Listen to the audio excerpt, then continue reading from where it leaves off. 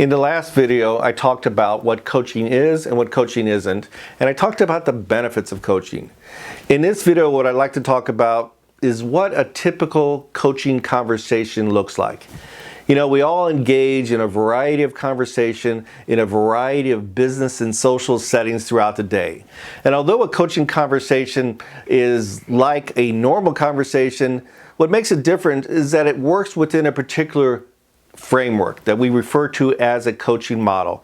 A coaching model is simply just a structure that helps guide the flow of the coaching conversation.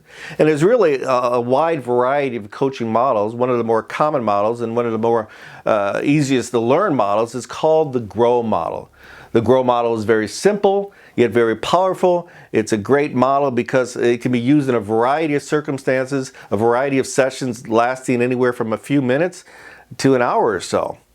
And what makes it simple, it's just limited to 4 stages that follow a simple acronym called GROW. And GROW stands for goal, reality, options, and will. And what I'd like to do in this video is walk you through each of those stages. And so again, the GROW model begins with G. It begins with the goal. A goal is important for the coach to have and also for the person being coached in order that they might know the direction that they're trying to go.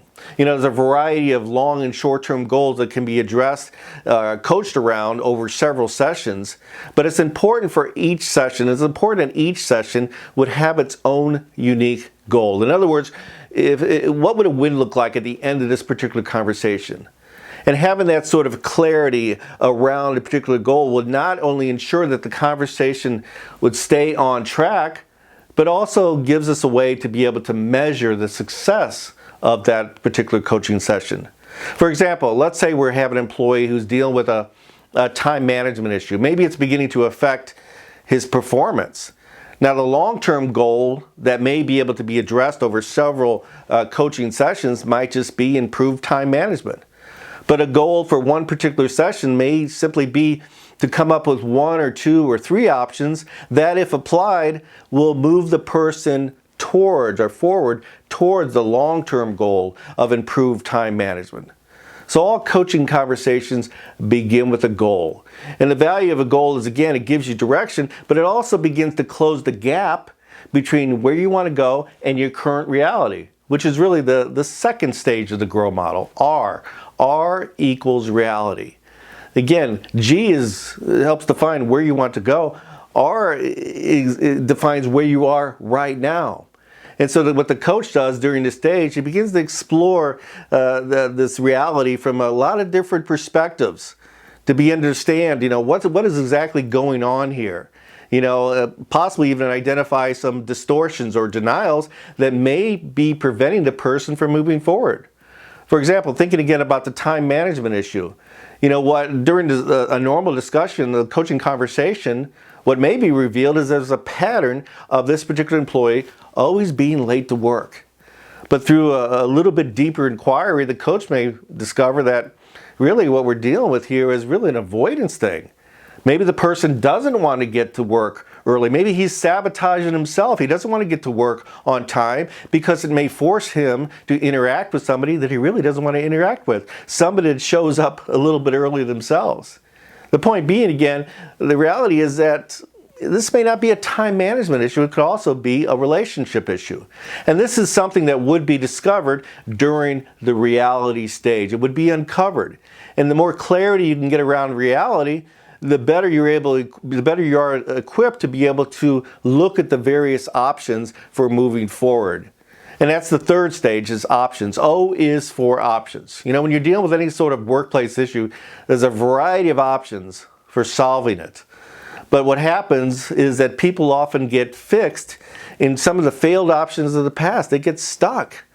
And so the coach's responsibility during this stage is to, you know, help the person move past some sort of these limiting beliefs and help them to be able to see the wide range of options available for closing the gap again between where they're at and where they want to be. And what's important at this stage is to remember that there's not one correct option. In fact, at the option stage, really quantity is better than quality. which means that there's no bad options, which also means that the coach's job is not to judge any particular options, but just ask some good questions that help get all the options on the table, no matter how silly they may appear. Again, thinking about the time management issue, one very viable option may be just throw all the existing time management techniques that the person is using out. Get rid of his day planner, maybe get rid of the Google Calendar, or possibly even get rid of the alarm clock. These may seem impractical options, but really what the coach is doing is popping the lid off their thinking, beginning to help them to explore some new options, some new things they can do in order that they can move to the next stage, is finding out the things that they will do. And that's the fourth stage, W. W stands for will. What will the person do? Again, by this time in the conversation, there's all sorts of options on the table. None of them are dumb options. In fact, if the coach has done a good job of drawing out particular options from the coachee, and the coachee has done a great job of brainstorming the options, it's likely that you're going to end up with a whole pile of options. But you don't want the person being coached to leave the conversation with that whole pile of options, because what will happen, he'll quickly become overwhelmed by all the things that he can do.